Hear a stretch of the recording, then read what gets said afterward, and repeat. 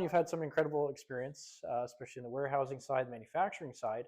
Mhm. How have kind of you seen the industry change throughout your entire career? You know, working at I- Nestle, working in manufacturing, and what are some really key changes that you'd love to share with people getting Sure. into that? When I first started at Nestle, I would say, um, especially on the operation side, a lot of the stuff was still pretty much manual, um, paper-based, and then I would say based on tribal knowledge, for want of a better Yeah, word, the experience of very the fitting. individuals. Right, correct, right.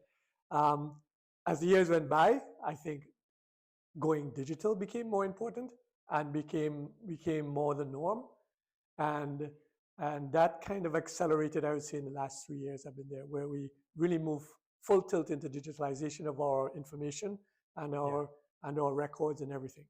I would say the events of the last few weeks with you know DeepSeek and suddenly the availability of an open AI model, another one that's performance based, as well as a lower cost of entry. I think that kind of says pretty loudly that AI is here to stay, and yeah, it's making it more accessible for everyone. Uh, Smaller companies now probably have a greater chance of getting financially um, acceptable access, or access at a financially acceptable cost. yeah, Um, the programmers now have a whole new playground in which they can experiment in. So I think the doors are open. Um, and frankly, I think it's now up to companies, individual companies, to decide, hey, what's my AI strategy?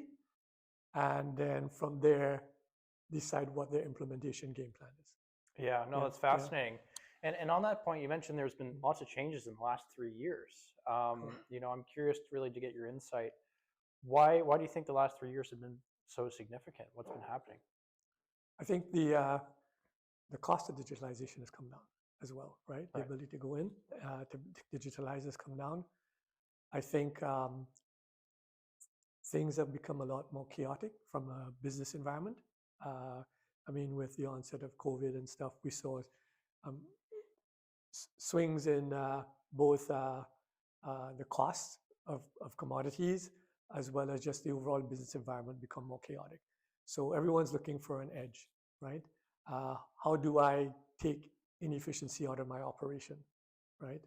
How do I make things, take out the mundane task out of my organization so my staff can focus on the more value added stuff, Yeah. or the big world changing events that we need to focus on. Yeah, of Right? course. Yeah, Yes. yeah. And that's interesting you say that because, you know, we're very much immersed in those environments. Speaking with Mhm. manufacturers across Canada, we're hearing a lot of those same things as well, especially when it comes to reducing inefficiencies. So from a technology perspective, I know that you touched on AI, Mm. but, you know, I think a lot of manufacturers, um, they can be very tangible people as well, right? So Correct. where have you kind of seen a lot of these adjustments, a lot of these kind of waste reducers, optimization in a tangible sense from your experience? What does that look like? So from my experience, I would say as you start your journey through digitalization heading towards AI, I think the first thing that would happen is, as you clean up your data, you suddenly determine what your one source of truth is in terms of data, and that's a big step. So suddenly you get rid of the noise in your data, and your team's already starting to focus on what's the one source of truth to make decisions, to predict, etc. Um, the next step is obviously the actual digitalization, where suddenly um, dashboards and KPIs are now produced by systems rather than people. When I say people, whether it be on paper or keying into Excel worksheets. Suddenly now you're pulling this stuff out of data lakes automatically, and you're doing your visuals automatically as well. So suddenly now you have real-time data, or more real-time data, um, done with less effort. So there you already start to see savings in terms of labor hours, or to put it another way, uh, you see labor hours freed up so that it can be focused on more value-added stuff, right? Um, Yeah. and then also as well, suddenly you see your ability to make decisions quicker and with more confidence increases. All that adds value in the background, right? Yeah.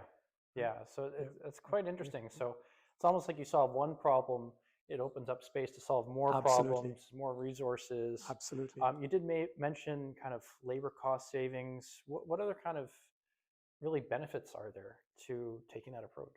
So in terms of the labor cost savings, obviously, as you get rid of manual work or manual input, as well as the reconciliations that happen before you digitalize, suddenly you have your labor has a lot. You can either, as the manager of the business, have the option of either reducing a headcount, or in other instances, it will allow you to tackle projects probably you didn't have time to tackle before. For example, if the enhancements you're doing suddenly frees up your salespeople, maybe before your company focused on tackling the higher end of a market. Now maybe your sales guys can say, okay, we got the higher end of the market. Let's attack the middle end of the market now, since my sales team can now focus on that.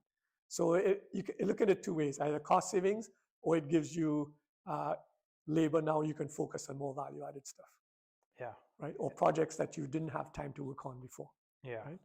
Or initiatives and strategies you didn't have time to look at in detail before.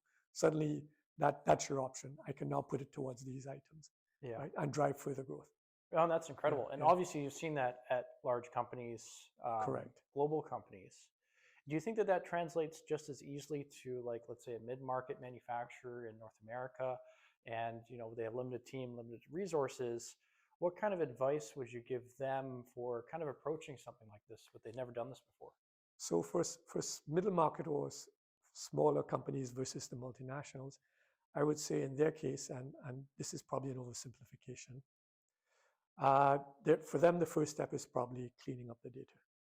Um, they would probably have a greater tendency to have more stuff on paper or more stuff in ad hoc informal systems. So that's their first gain.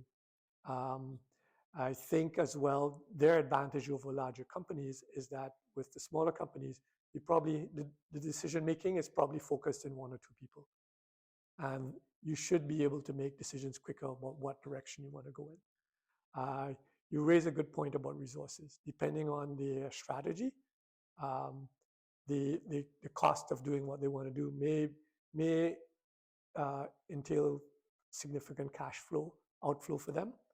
Uh, and in that case, yes, that might be a barrier. But as I mentioned earlier, with the cost of doing some of the AI related stuff for digitalization continuing to go down, or the potential for that to go down now with the increased competition, that barrier may decline over time as well.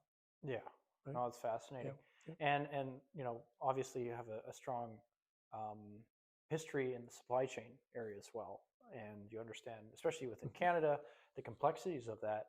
How have you seen technologies, at least recent advancements, kind of improve or change that market without really getting into all the political events that we're Mhm. seeing kind of affect this as well? And what kind of changes do you think that would make for, let's say, a large global company working out of Canada, the US, or even an SME in that case? So on the supply chain side, what I've seen until a couple of months before I retired, what was happening is that um, systems were being integrated a lot more. So, for example, any company with a co-manufacturer, for example, historically it was pretty much a paper flow back and forth. Now we're finding we're using whether it be something as simple as EDI or actually formally linking systems, we're seeing the systems talk to each other. So there's a lot more synchronization between, say, a company's commands and a company's and the company who's purchasing those services, right? On the transportation side, where we're seeing digitalization is, for example, in a warehouse, uh, to manage the traffic within a yard, historically that was done manually, i.e.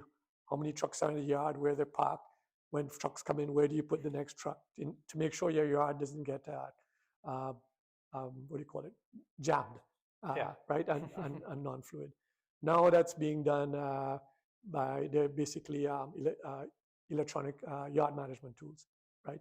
Where basically a truck is checks in electronically and it is tracked in the yard. As well related to transport, instead of giving paper BOLs now, they're electronic BOLs, right? So of course, you can. There is some paper, like for example, in customs documents. I think there will always still be some paper, but again, we're heading in a direction where, in a lot of areas in warehousing, we're moving paperless, right? Yeah. Right. I think as well in the warehouse itself, um, uh, especially the new warehouses, uh, automation is beginning to take hold.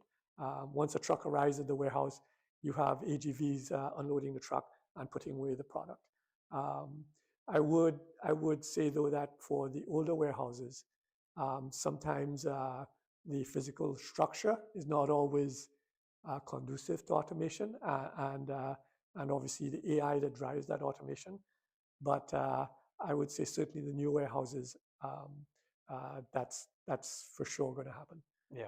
I think the technology, as I mentioned, is here to stay. It'll only get cheaper, and it's now for companies to decide when do I jump in, right? Yeah, Yeah, no, right? that's incredible. Yeah. And I think some of the questions we can possibly anticipate around automation Hmm. is its relation to labor.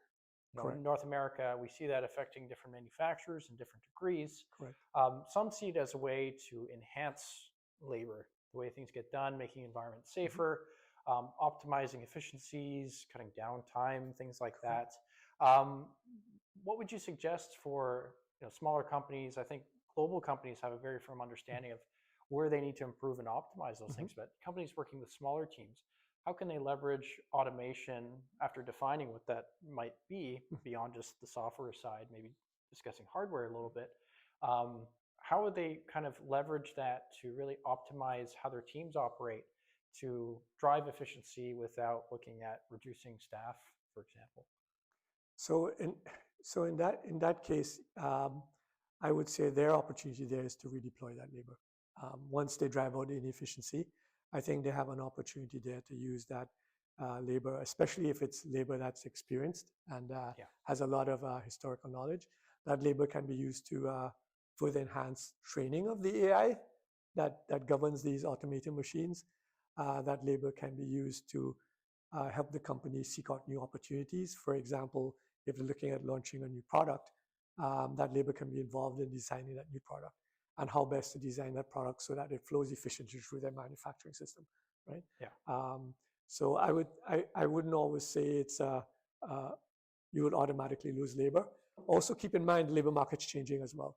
I think what we're seeing as well, both in factories and in warehouses, is that as the next generations come on, less and less people are willing to work or wish to work in a factory environment, in the traditional factory environment or Yeah. the traditional warehousing environment.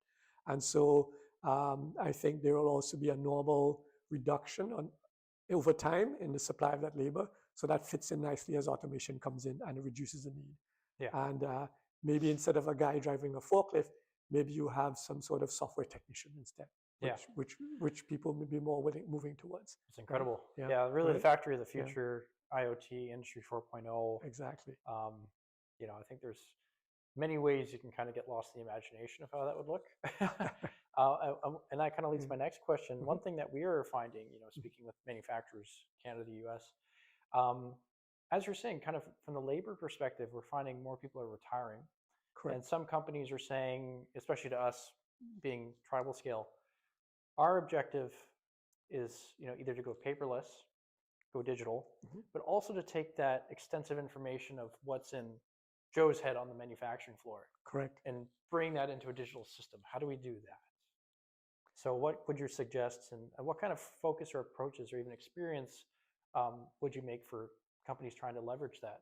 So in terms of getting what's in Joe's head or Joanne's head, Yes.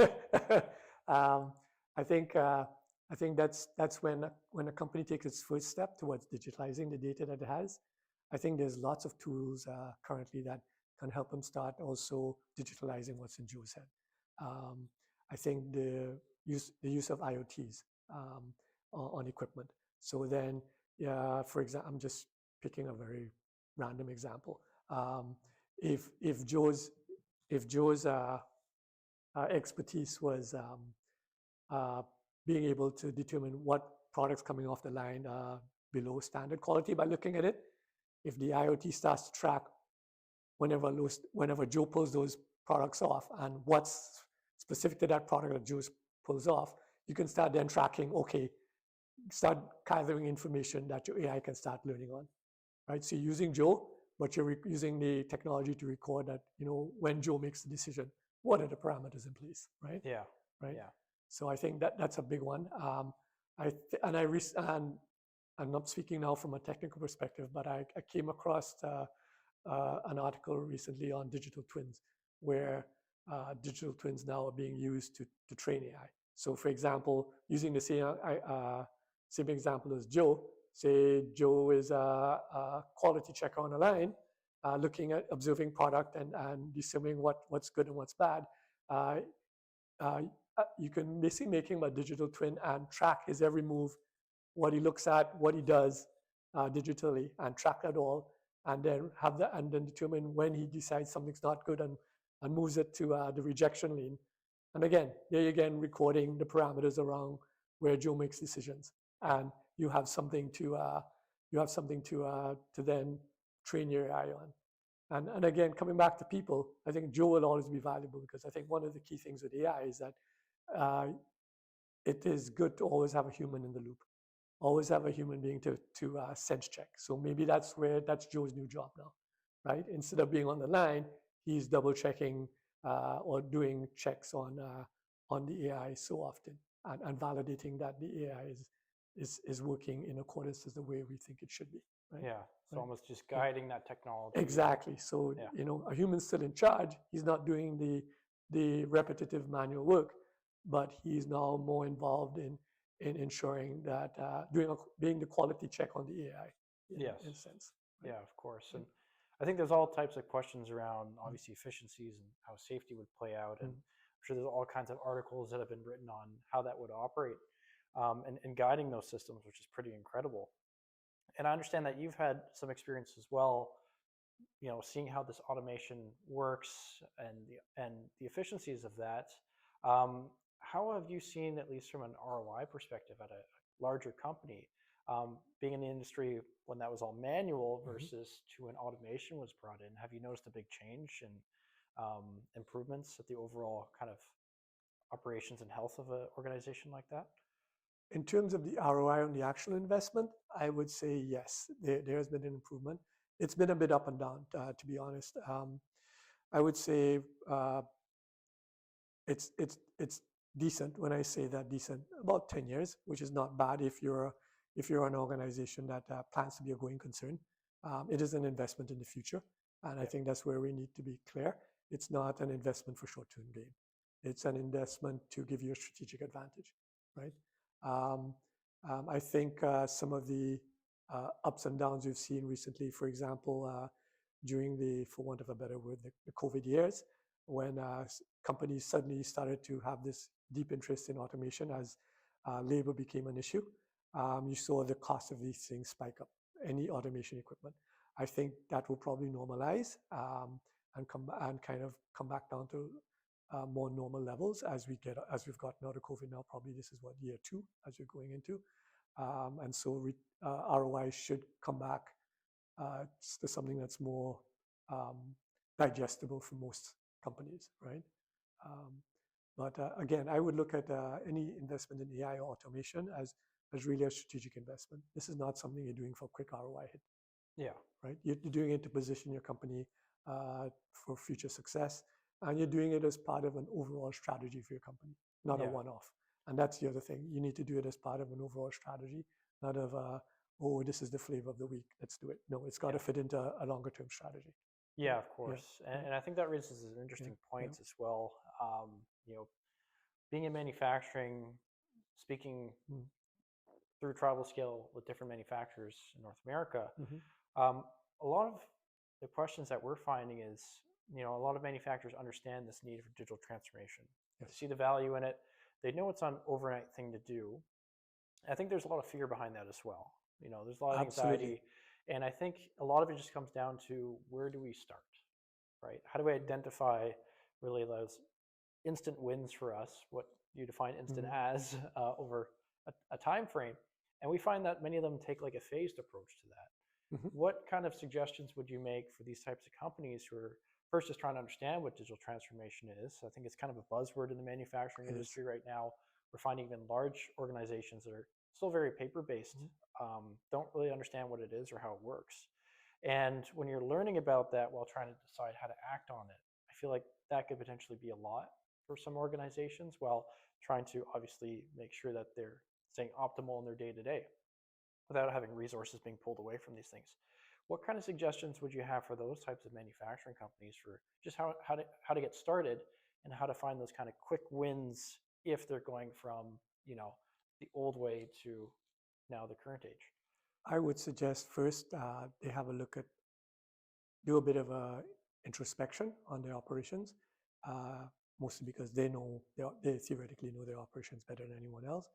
Try and understand, and whether you talk about doing process flow mapping or whatever, uh, where the inefficiencies are in the operation are. I think they're pretty obvious ones. For example, if someone's still using paper, they probably they instinctively know, okay, I already know I'm not being the most efficient from in today's world if I'm still using paper, right? Um, um, and once that introspection happens, I think the first step is really, how do I get rid of any non-value added transactions, which would be paper?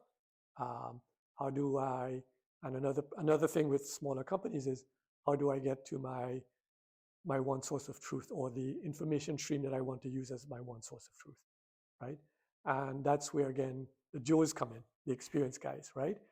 You would use your teams to determine, hey, guys, this shift uses this to make decision. The night shift uses this. Let's decide on what's my one source of truth. And that whole process is already getting them on the road to being more efficient, right? Yeah, Right? yeah, of course. It's removing uncertainty, and it's creating transparency, right? Yes. Right?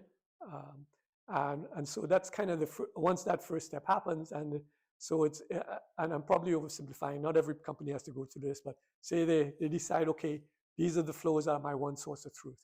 Everything else I should disregard or degrade, right? Put or deprioritize. Then that's the streams you start digitizing, and that's the streams you start using to feed into your digital dashboards or digital KPIs. And digital dashboards could mean, real-time performance of your line, right?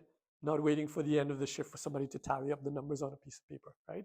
Um, so that then your supervisors on the line can make tweaks as the shift goes through by just looking at that dashboard, Yeah. right? So that's where the digitization stage comes in, right? Um, and then once that's all set and you have all this data digitized, um, then you have basically the foundations of feeding your AI, or if that's your next step, right? So now you're basically using digitization to help you predict and make decisions, right?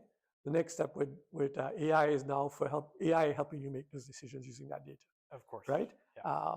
So I think that's the steps I would recommend for them, because I think by doing these steps as well, they start to see for themselves um, benefits.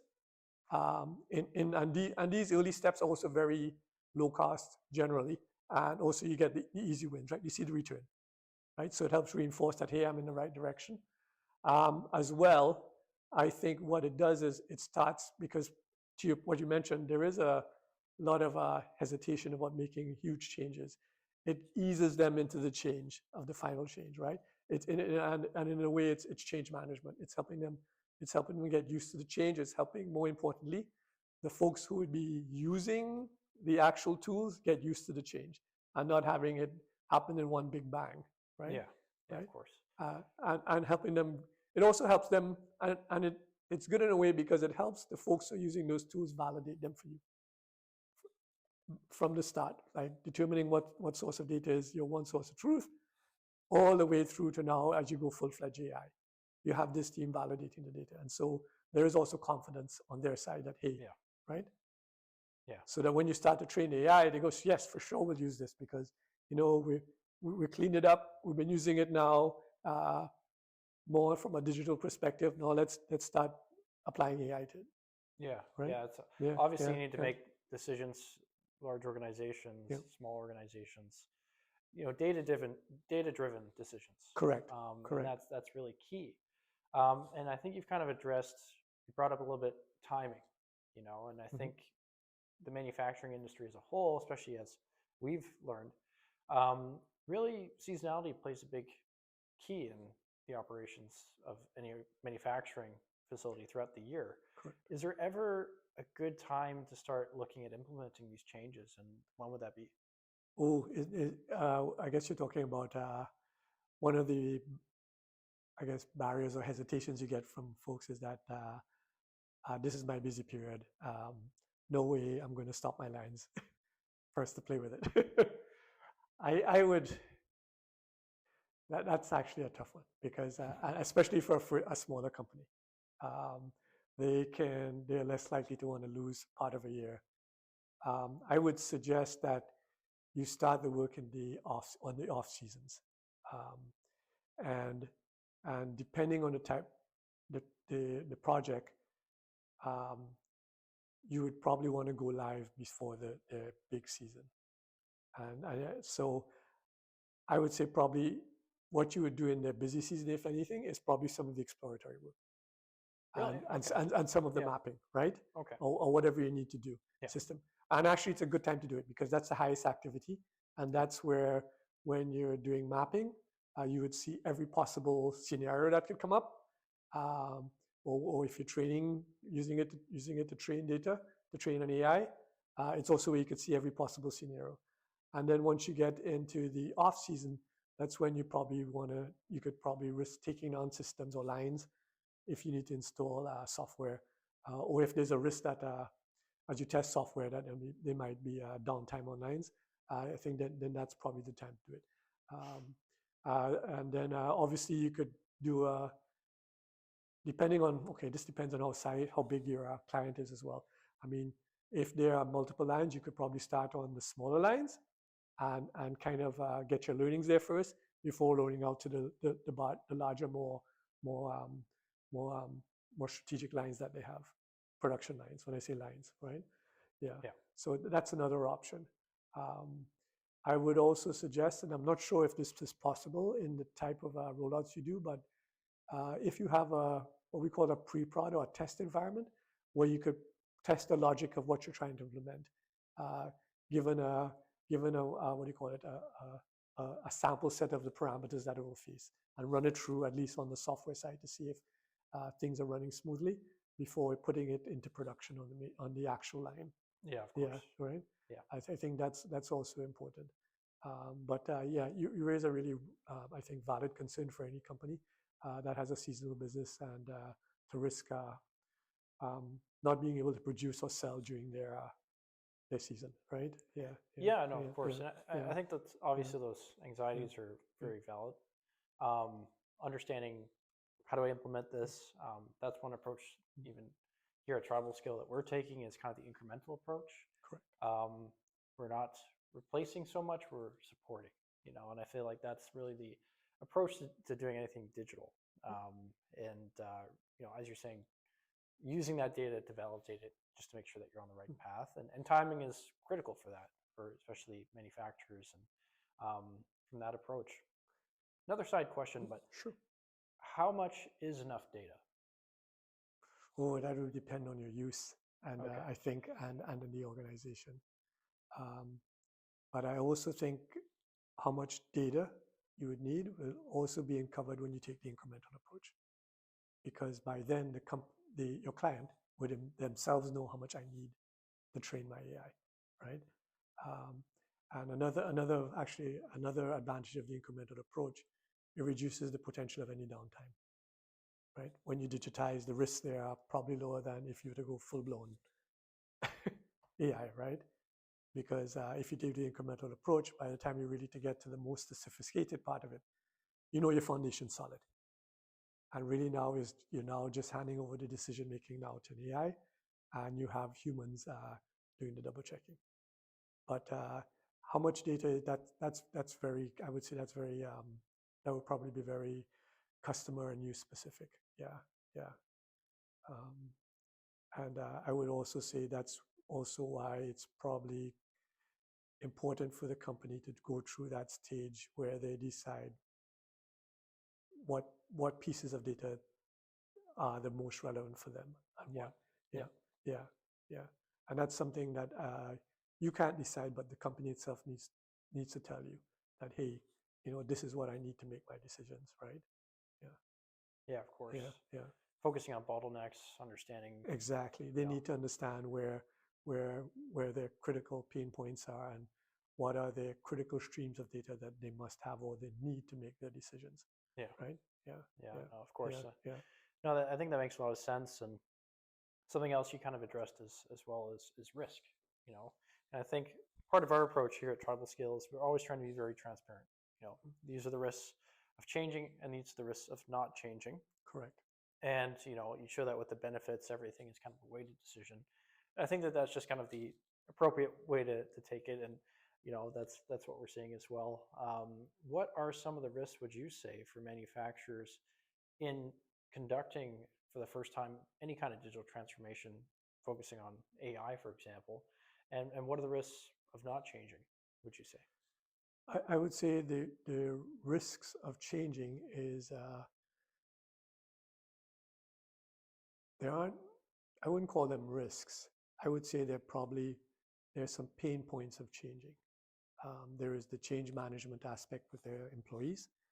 I think it, internally they would have to take a good hard look at their data and how they're making decisions to determine, strategically what's the way forward. I wouldn't say there are necessarily risks. The only risk I would say probably is that they, in their strategy, they choose the wrong use case for what they want to digitize or automate, right? And that's where probably some work needs to be done, and where frankly their employees and their staff are critical, obviously with your help as well in determining what's the best use case in terms of chasing down as an initiative. Yeah, of course. Yeah, I would say in terms of not doing anything, I think that's the future. Um, Unless you're very niche industry, um, you would probably be left behind if you don't at some point decide to move in that direction or embrace AI. Yeah. Yeah. No, it's interesting. Yeah. And I think somebody in your position, you've seen a lot of technologies come and go. A lot of processes change. Starting from a clipboard, pen and paper, all the way through full modernization and cobots, automation, things like that. What are some technologies that you've seen that have really kind of stood out and were real kind of game changers since you started until now? I would say actually the stuff that I've seen as a real game changer is the stuff that I've most recently seen. I mean, I think the stuff about digital, what they call digital factory twins, Yeah. or it could be a digital warehouse twin. Um, I think that opens up a whole lot of opportunity for automation as well as using AI to optimize operations. And it's already being used, if I'm not mistaken. But like where parts of factories are digital twin. I'm not sure if there's any factories or that are fully digital twin, but obviously it's a new technology. I think relatively new, and I think that for me is most impressive because it also allows you to train AI to train robots or cobots very easily versus how previous years we used to train them, and that for me is um, um, terribly exciting. Obviously, when I say digital twins, I also imply AI is intertwined in that, right? Yeah. Yeah, Yeah. I think Yeah. that's Yeah. fantastic. Yeah. And obviously seeing that happen in person, that must be pretty exciting as well. I've seen it experimented in person, but recently I think it's pretty much now in production in some factories. Oh, Yeah. okay. Yeah. Yeah. Yeah. Fantastic. Yeah. Talked about AI for supply chain, optimizing routes, things like that. Even going from paper to digital, Exactly. as you're saying with trucks and how they operate. So I think if you were to kind of put a time period for yourself that you're curious to kind of see these technologies grow, you mentioned 3 years, there's been a lot of change in the markets. What do you think the next 3 years might look like for the manufacturing or maybe supply chain? Is there anything that you might be a little bit excited for at this time or looking forward to or even theorize? Ooh, I would say on the manufacturing side, I am really looking forward to what um, automation and combined with digital factory twins will do. I think that would be really interesting if we can really turn that into something really practical. Yeah. It certainly looks good on paper and in the isolated use cases that we see, but if that was to become widespread, it would be really interesting what that would do. I mean, actually, I'm sorry, I'm just coming back to something Yeah, you of said course. No, go earlier ahead. on on Canada and the US. Uh, I would say, and this has nothing to do with technology now, is the only other way Canada, I would say, could get its productivity competitive with the US is if we actively started to target export markets. So yes, we don't have the population, but what if we would become a manufacturer to export products to other companies to other countries, right? And that's where we can make up the volume. Yeah. And it doesn't necessarily mean going south. It could be going Europe, Asia, wherever, right? Yeah. Right? And Yeah, that's yeah, pretty interesting. yeah. And maybe that's an opportunity as technology makes transportation easier, Yes. right? I don't know, but yeah. Yeah, of course. And a lot of the conversations, a lot of the information we've been seeing coming out, especially on AI and supply chain, I think a lot of the activity, even within Canada, within opportunities to enhance how supply chains work, it's always really looked at, really the trucking industry, I think, train as well to an extent, going over land masses.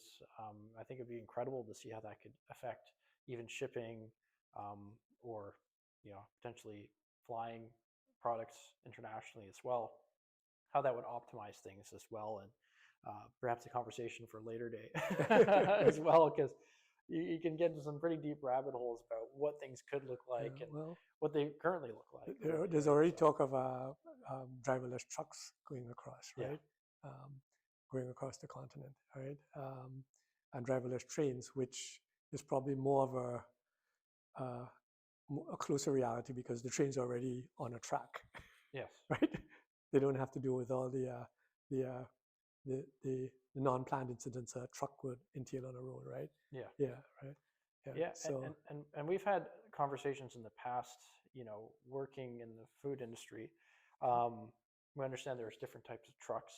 You correct. can have cooling trucks, and the cost of all that varies. So, perhaps maybe it's a little bit of an obvious question, but are there certain industries within manufacturing that will see higher gains for things like AI for supply chain optimization, knowing that there are different costs operating in those markets?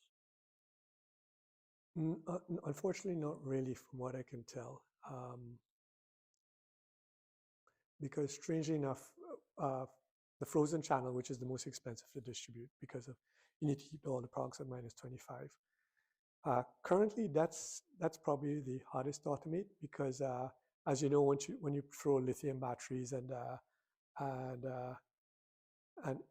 certain automated machinery within a super cold environment, um, things are a little tougher on the machines. For example, lithium batteries lose their power quickly once you go below a certain temperature, so you lose some of the efficiencies. So unfortunately, I would say I wouldn't see a differentiation in the benefits necessarily between industries. It will benefit all.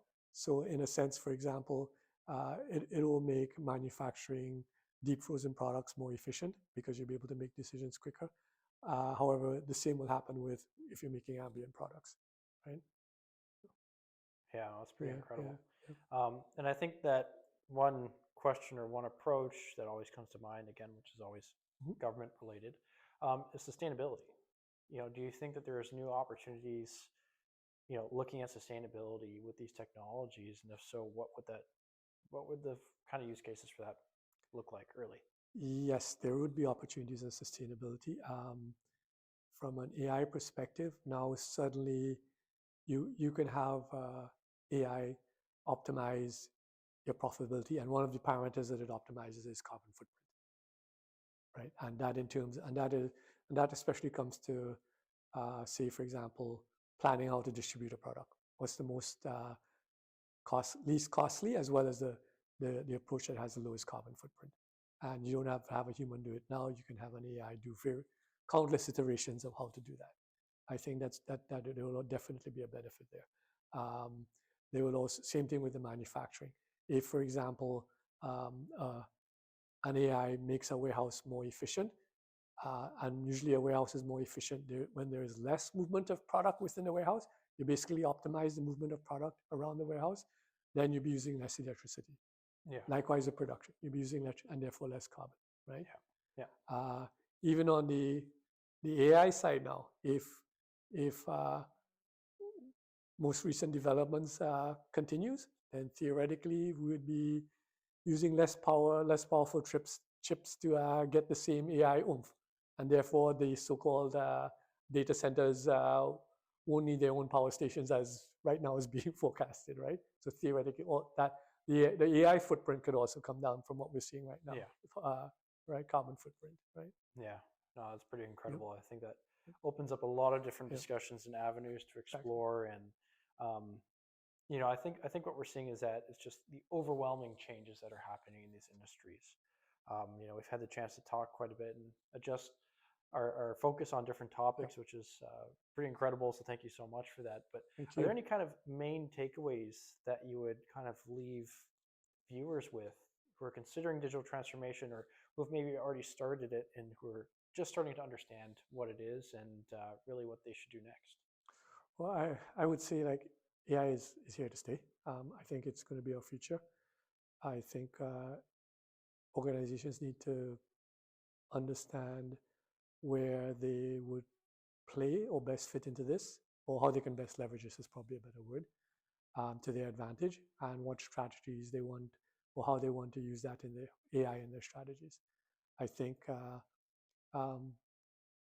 although it does not necessarily mean they need to jump in all the way into the deep end in one shot, I think certainly they need now to start looking at how they make decisions and their data flows, and decide what information for them is critical, what's key, and start moving towards, at least if it's not already there, onto a digital sort of platform, and start using it digitally, because once you start doing that, you start recording it automatically and how you make decisions, right? That starts being recorded automatically, so that when you do the transition to AI, you already have your database on which to train your AI. Yeah. Right. That would be my advice. I don't think there's any turning back. I think using AI or leveraging AI will become cheaper if what we're seeing so far in the last couple of weeks continues. It will become more competitive as well. So again, with competitive comes more cost. If it becomes more open source, it also means it'll probably develop or become more sophisticated quicker. And as well as programmers will start developing various applications for it a lot quicker too, right? So I think all those are good things, and I think it's now for individual companies to decide, okay, how do I leverage this, and how can I best leverage this given my business strategy and my industry, right? Yeah. I don't think there's any turning back. Yeah, that's fantastic. Yeah. Well, thank you so much, Ron. Thank you. You've been a huge asset, I think, in the Canadian manufacturing across the board. So thank you so much. Thank you for having me. For contributing and for contributing to this talk. I'm sure we're going to have lots of questions come in later. We'll be happy to address those with you maybe at some point. Sure, absolutely. Always really appreciate your insights, and it's been a real pleasure. Thank you, Jeremy, for having me. I mean, it's great having this conversation. It's actually given me a chance to also contemplate some of the things I kind of have swirling around in my head. So thank you so much for having me.